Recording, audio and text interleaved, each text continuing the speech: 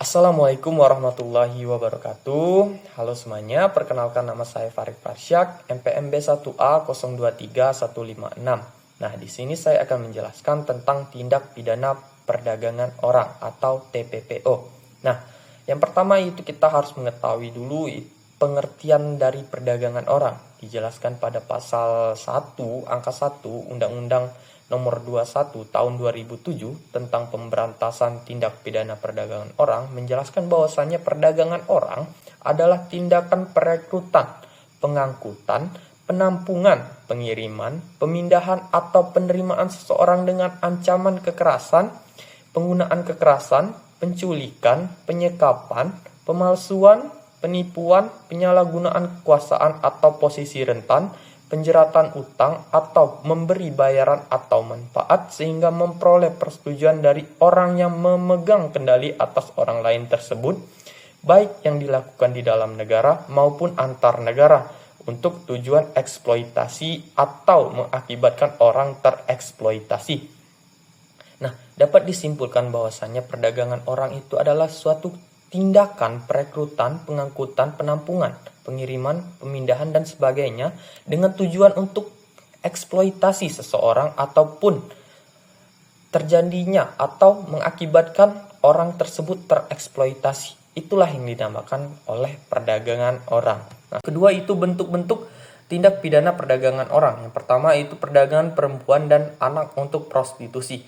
Nah, anak-anak dan perempuan ini diiming-imingi dengan pekerjaan yang memiliki gaji yang tinggi dan juga memiliki kehidupan yang layak di kota-kota besar atau di luar negeri. Namun, dalam kenyataannya mereka dipekerjakan sebagai pekerja seks komersial dengan bentuk ancaman, kekerasan, dan juga pembunuhan sehingga mereka terpaksa menjalani pekerjaan tersebut. Yang kedua yaitu kerja paksa di pabrik atau perkebunan. Nah, para korban diiming-imingi dengan gaji yang tinggi untuk pekerjaannya. Namun dalam kenyataannya mereka dijadikan seperti budak dan mendapatkan gaji yang minim atau bahkan tidak mendapatkan gaji. Yang ketiga itu pengambilan organ tubuh secara ilegal. Yang pertama itu secara paksa, di mana para korban ini adalah korban penculikan, di mana mereka akan dimutilasi dan organ-organnya akan dijual kepada pihak yang membutuhkan. Kedua itu penjualan, di mana mereka akan menargetkan pihak-pihak yang ekonominya rendah sehingga mereka akan menawarkan penjualan organ mereka. Dan kemudian mereka akan menjual lagi organ-organ tersebut kepada pihak yang membutuhkan dengan harga yang lebih tinggi. Yang ketiga yaitu korban dan pelaku tindak pidana perdagangan orang.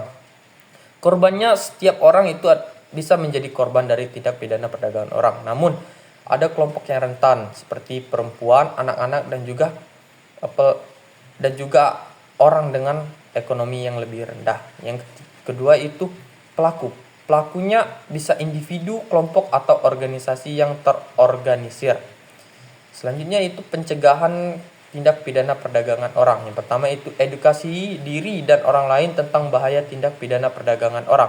Nah, kita perlu mengedukasi diri kita sendiri agar kita mengetahui tentang bahayanya tindak pidana perdagangan orang. Sehingga apabila kita sudah mempunyai wawasan yang luas, kita harus memberikan wawasan tersebut kepada masyarakat, tetangga, dan juga masyarakat secara umum agar nantinya akan mencegah tindak pidana perdagangan orang ini. Yang kedua itu waspada terhadap tawaran pekerjaan atau kehidupan yang terlalu bagus. Nah, kita harus mencurigai adanya tawaran pekerjaan yang gajinya tinggi, kehidupan yang bagus, dan karir yang jelas. Kita harus mengetahui kenyataannya bahwasanya tidak ada pekerjaan bagus dan juga karir yang tinggi secara instan. Yang ketiga itu laporkan jika melihat atau mengetahui adanya indikasi tindak pidana perdagangan orang. Nah, kita tidak bisa diam apabila kita melihat ataupun mengetahui adanya tindak pidana perdagangan orang di depan mata kita sendiri atau sependengaran kita.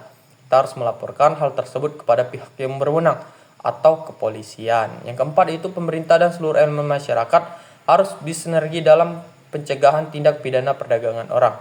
Nah, kita dan juga pemerintahan harus saling membantu dalam pencegahan tindak pidana perdagangan orang ini nantinya agar nantinya para korban tidak akan bertambah lagi dan bahkan akan mengurangi jumlah korban yang secara signifikan secara terus-menerus tiap tahunnya. Nah, mungkin itu saja yang dapat saya sampaikan. Terima kasih. Wassalamualaikum warahmatullahi wabarakatuh.